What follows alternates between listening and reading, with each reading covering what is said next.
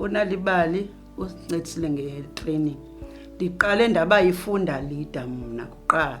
Ndahamba ndatrainwa apho uNalibali banewonga lobana asithwese izidanga ezifunda leaders phaya eGcuwa.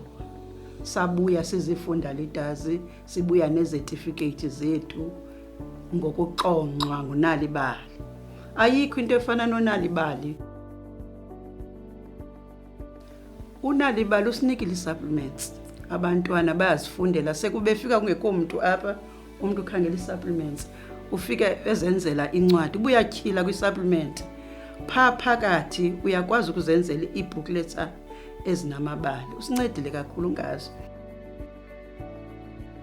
Abantwana bethu bazithembile. Bade abantwana phaya esikolweni itishala ze-language zibuza umntana uba uyayihamba uNalibali.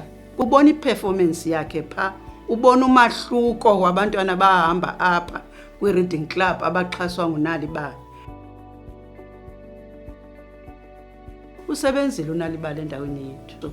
Uyayibona imeko esikuyo thina. Akukho uncedo lufikelelayo ncakasana kuba sikwi-deep rural area.